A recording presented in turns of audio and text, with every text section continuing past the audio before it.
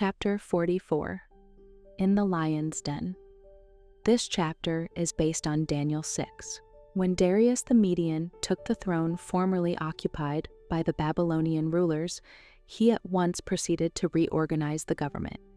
He set over the kingdom 120 princes, and over these 3 presidents, of whom Daniel was first, that the princes might give accounts unto them, and the king should have no damage.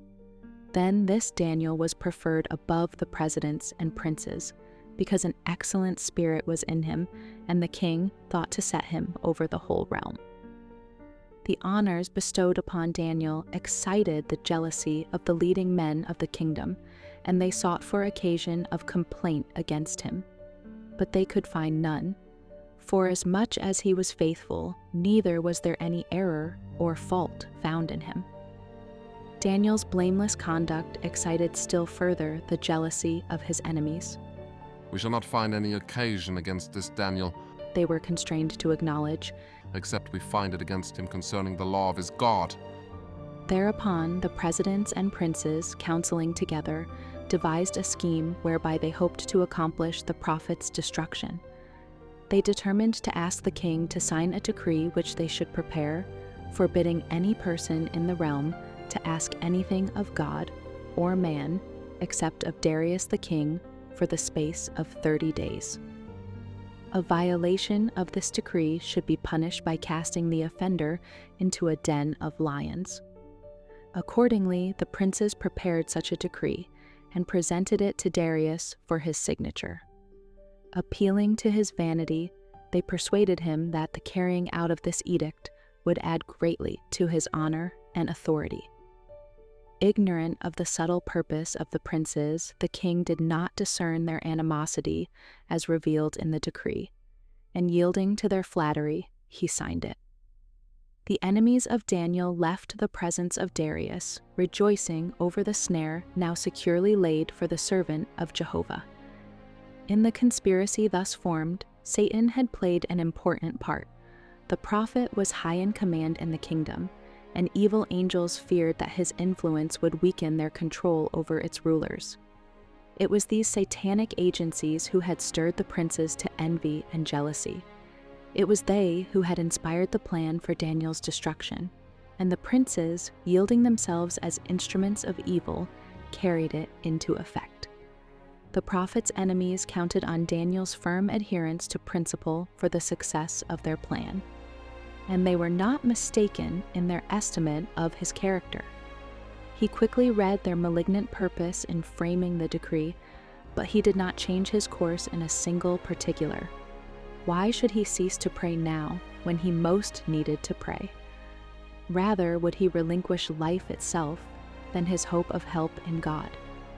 With calmness, he performed his duties as chief of the princes, and at the hour of prayer he went to his chamber, and with his windows open toward Jerusalem, in accordance with his usual custom, he offered his petition to the God of heaven. He did not try to conceal his act. Although he knew full well the consequences of his fidelity to God, his spirit faltered not. Before those who were plotting his ruin, he would not allow it even to appear that his connection with heaven was severed.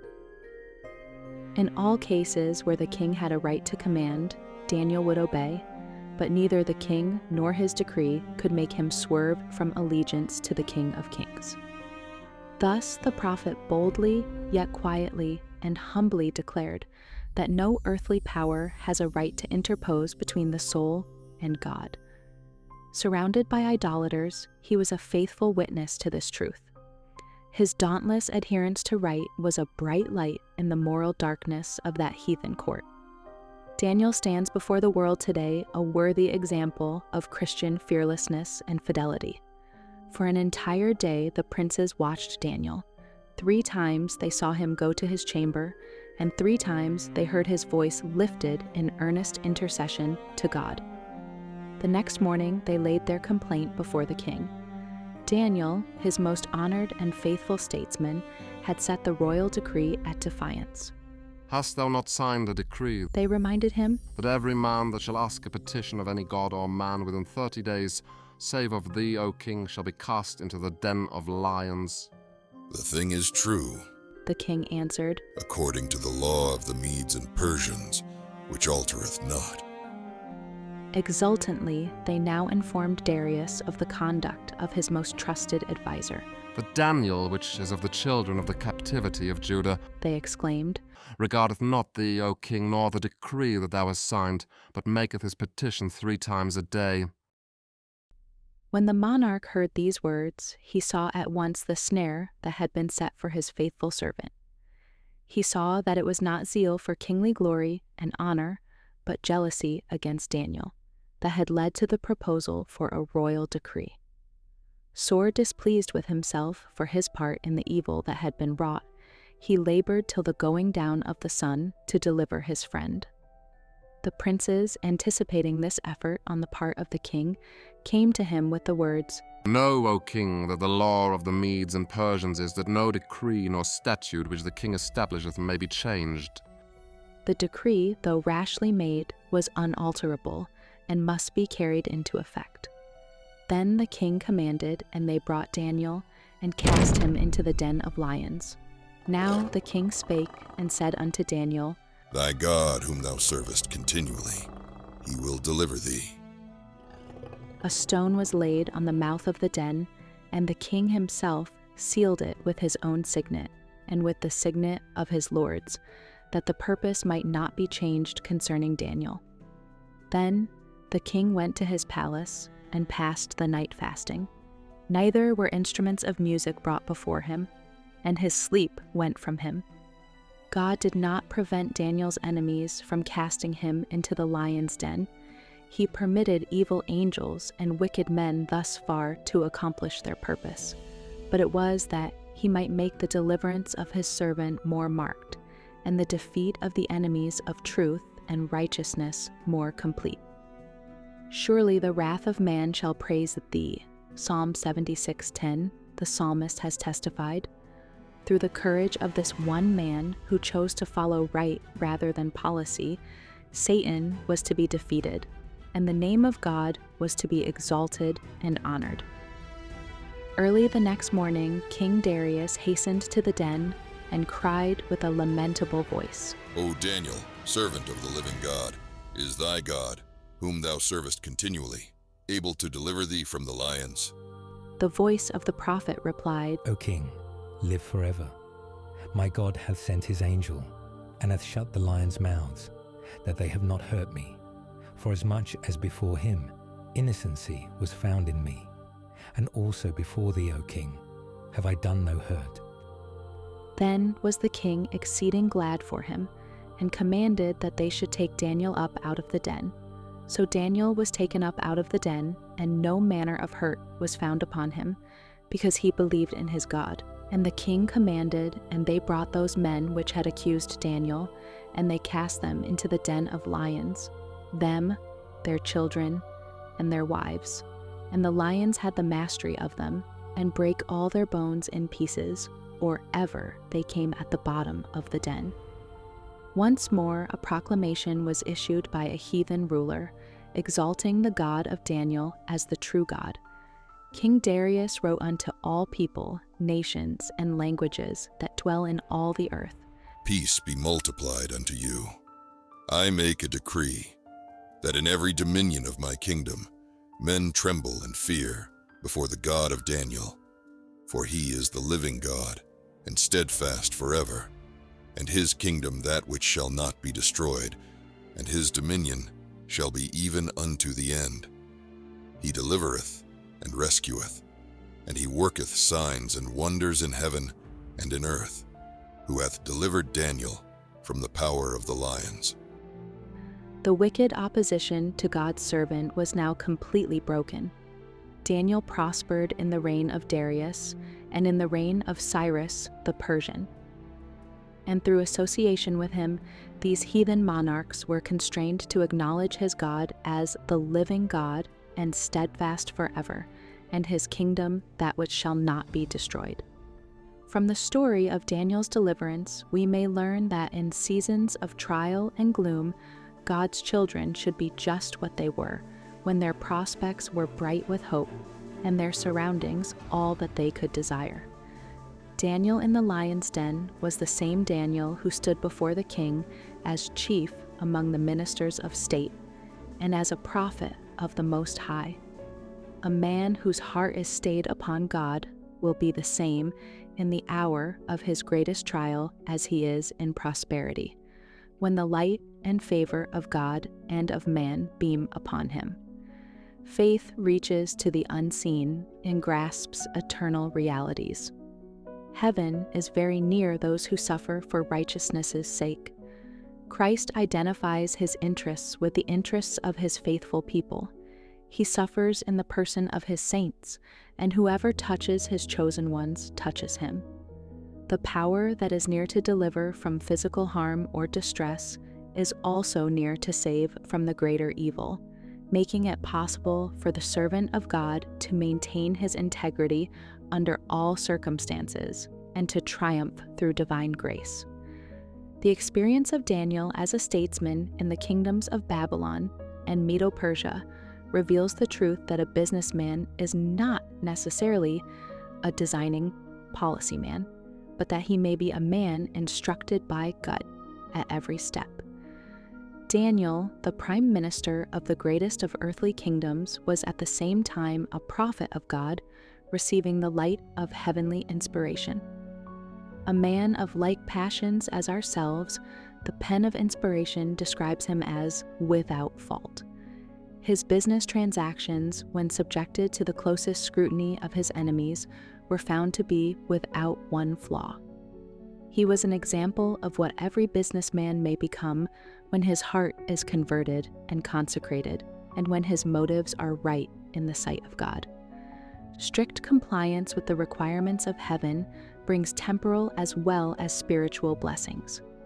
Unwavering in his allegiance to God, unyielding in his mastery of self, Daniel, by his noble dignity and unswerving integrity, while yet a young man, won the favor and tender love of the heathen officer in whose charge he had been placed. Daniel 1:9. The same characteristics marked his afterlife. He rose speedily to the position of prime minister of the kingdom of Babylon. Through the reign of successive monarchs, the downfall of the nation, and the establishment of another world empire, such were his wisdom and statesmanship, so perfect his tact, his courtesy, his genuine goodness of heart, his fidelity to principle, that even his enemies were forced to the confession that they could find none occasion nor fault, for as much as he was faithful. Honored by men with the responsibilities of state and with the secrets of kingdoms bearing universal sway, Daniel was honored by God as his ambassador and was given many revelations of the mysteries of ages to come. His wonderful prophecies, as recorded by him in chapters 7 to 12 of the book bearing his name, were not fully understood even by the prophet himself. But before his life labors closed, he was given the blessed assurance that at the end of the days, in the closing period of this world's history, he would again be permitted to stand in his lot and place. It was not given him to understand all that God had revealed of the divine purpose. Shut up the words and seal the book, he was directed concerning his prophetic writings. These were to be sealed even to the time of the end. Go thy way, Daniel, the angel once more directed the faithful messenger of Jehovah, for the words are closed up and sealed till the time of the end. Go thou thy way till the end be, for thou shalt rest and stand in thy lot at the end of the days. Daniel 12:4, 9, 13. As we near the close of this world's history, the prophecies recorded by Daniel demand our special attention, as they relate to the very time in which we are living. With them should be linked the teachings of the last book of the New Testament scriptures. Satan has led many to believe that the prophetic portions of the writings of Daniel and of John the Revelator cannot be understood. But the promise is plain that special blessing will accompany the study of these prophecies. The wise shall understand, verse 10, was spoken of the visions of Daniel that were to be unsealed in the latter days, and of the revelation that Christ gave to his servant John for the guidance of God's people all through the centuries.